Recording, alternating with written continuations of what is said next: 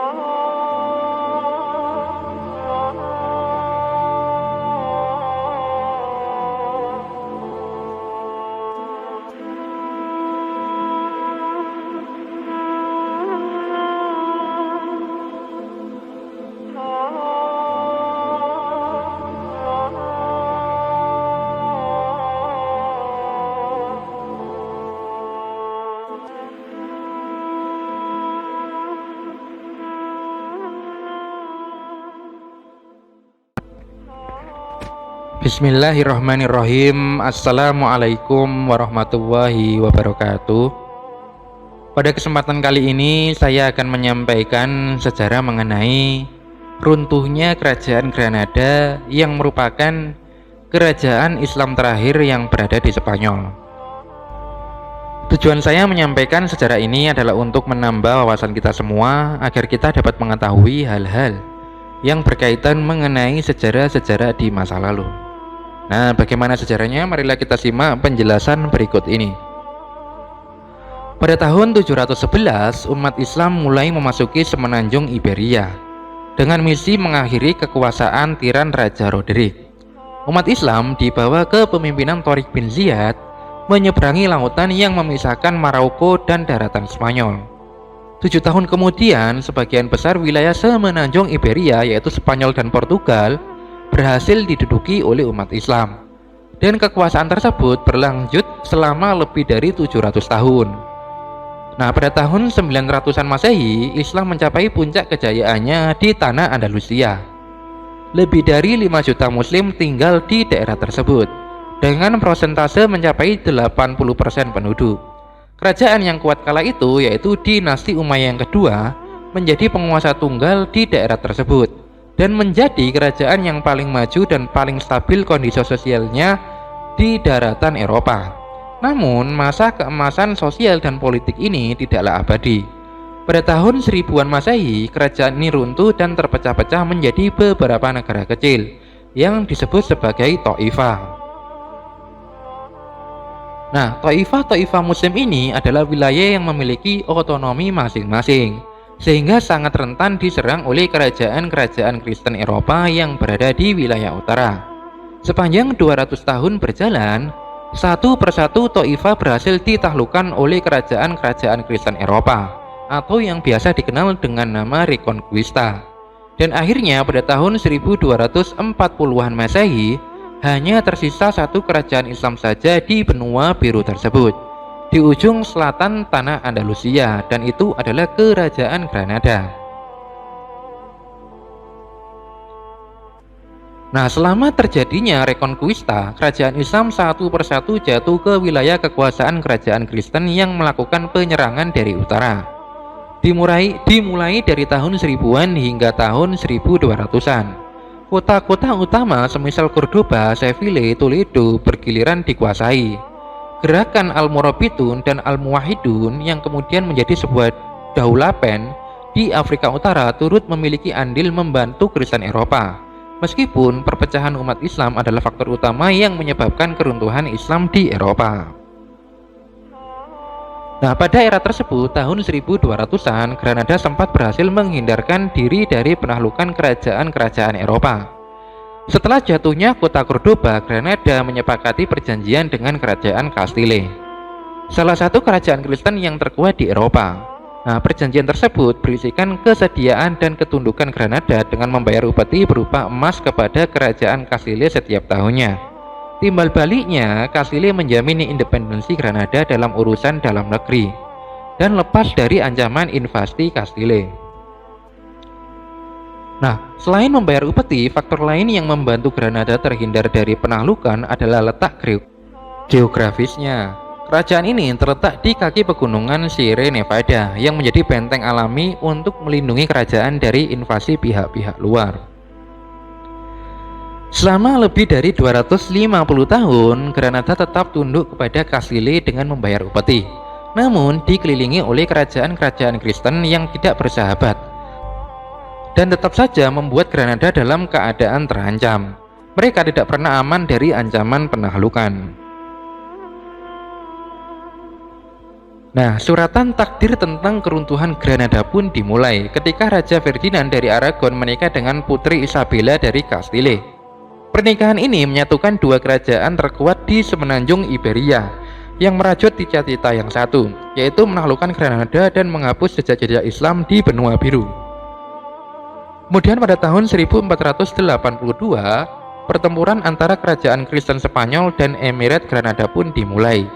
Meskipun secara jumlah dan kekuasaan materi Granada kalah jauh, namun semangat juang masyarakat Muslim Granada sangatlah besar. Mereka berperang dengan penuh keberanian. Sejarawan Spanyol mengatakan orang-orang Muslim mencurahkan seluruh jiwa raga mereka dalam peperangan. Mereka layaknya seseorang pemberani dengan tekad yang kuat mempertahankan diri mereka, istri dan anak-anak mereka. Demikian juga masyarakat sipil Granada. Mereka turut serta dalam peperangan dengan gagah berani, mempertahankan tanah air mereka dan mempertahankan eksistensi Islam di tanah Eropa. Saat itu orang-orang Kristen bersatu padu, tidak lagi berpecah belah sebagaimana keadaan mereka di masa lalu. Berbeda halnya dengan Granada yang malah menghadapi pergolakan politik. Para pemimpin Muslim dan para gubernur cenderung saling sikut, memiliki ambisi yang berbeda-beda, dan berusaha saling melengsarkan satu sama lainnya. Di antara mereka ada yang berperan sebagai mata-mata Kristen dengan iming-iming imbalan kekayaan, tanah dan kekuasaan. Lebih parah dari itu, pada tahun 1483, Sultan Muhammad yang merupakan anak dari Sultan Granada mengadakan pemberontakan terhadap ayahnya sehingga memicu terjadinya perang sipil. Nah, ketika itu Raja Ferdinand benar-benar memanfaatkan situasi ini untuk membuat Granada kian lemah. Ia mendukung pemberontakan Sultan Muhammad melawan ayah dan anggota keluarganya. Pasukan Kristen dikerahkan oleh Ferdinand turut berperang bersama Sultan Muhammad menghadapi anggota keluarganya. Akhirnya Sultan Muhammad berhasil menaklukkan anggota kerajaan dan menguasai Granada.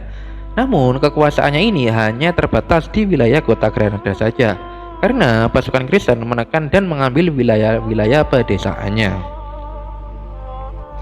Nah, tidak lama setelah menguasai Granada, Sultan Muhammad ini mendapat surat dari Raja Ferdinand untuk menyerahkan Granada ke wilayah kekuasaannya.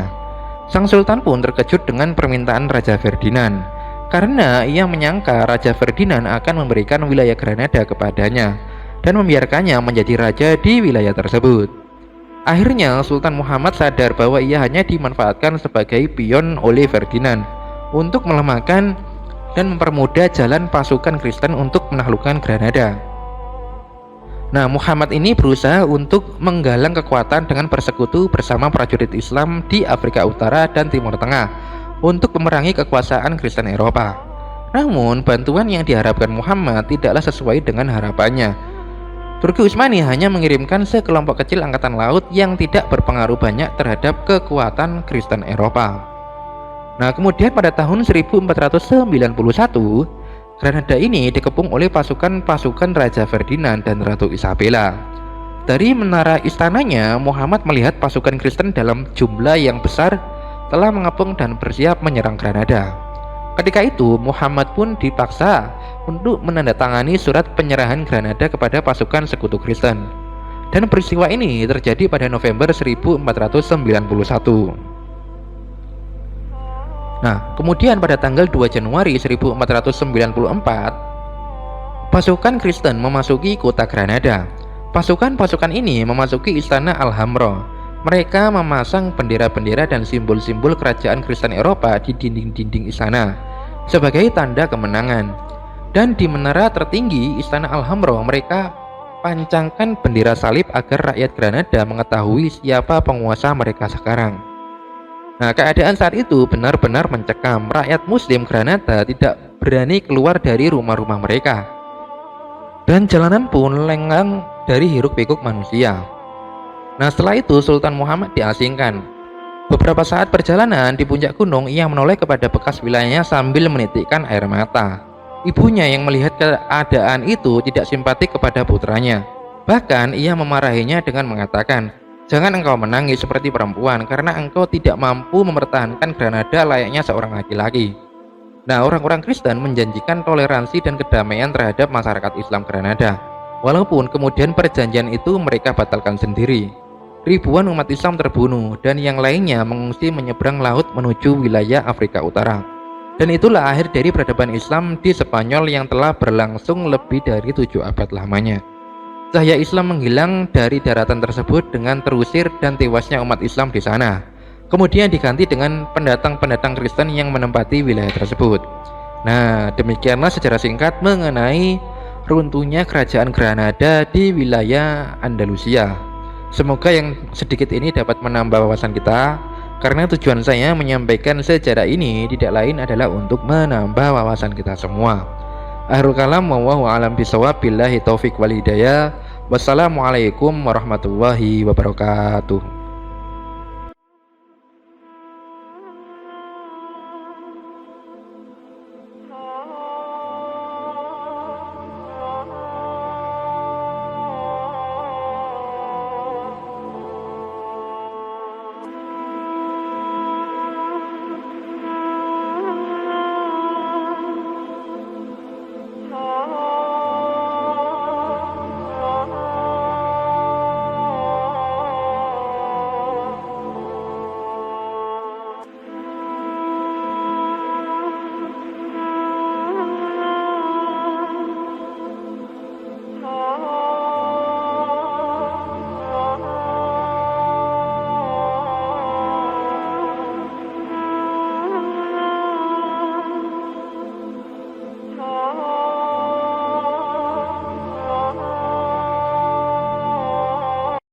بسم الله الرحمن الرحيم